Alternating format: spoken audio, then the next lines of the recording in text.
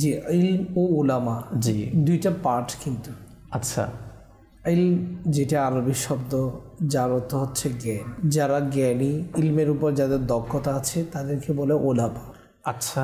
তো দেখুন, এটার তো অনেক ফজিলত রয়েছে। আমরা জ্ঞানী বলতে তাদেরকে বোঝাবো প্রকৃত জ্ঞানী, যারা কোরআন হাদিসের উপর পারদর্শী রয়েছে, যাদের বর্তমান যুগে আমরা অনেক ধরনের জ্ঞান তথ্য প্রযুক্তির মাধ্যমে পেয়েছি।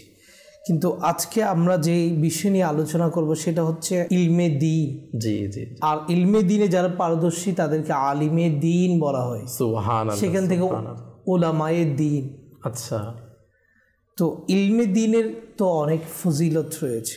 আচ্ছা, ইলমে দ্বীন অর্জন করার ব্যাপারে নবী পাক সাল্লাল্লাহু আলাইহি ওয়াসাল্লাম হাদিসে পাক ইরশাদ করেছেন, প্রত্যেক মুসলমান নর নারীর উপর ইলমে দ্বীন অর্জন করা ফরজ রয়েছে। সুবহানাল্লাহ।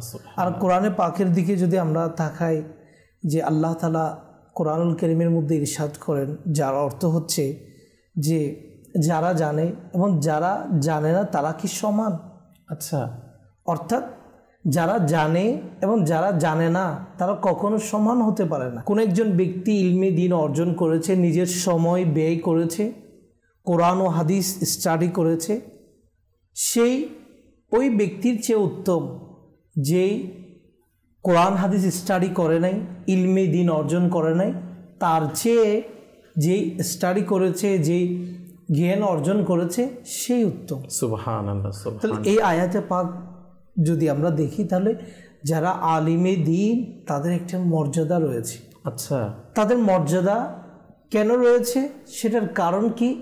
সে কোরআন হাদিস স্টাডি করেছে, অধ্যয়ন করেছে, সুবহানাল্লাহ সুবহানাল্লাহ, যার মাধ্যমে সে আল্লাহ রসুলকে চিনেছে। আল্লাহ, কোরআন ও হাদিস যেই স্টাডি করে, যেই অধ্যয়ন করে, তার তো অনেক জ্ঞানের ভান্ডার রয়েছে।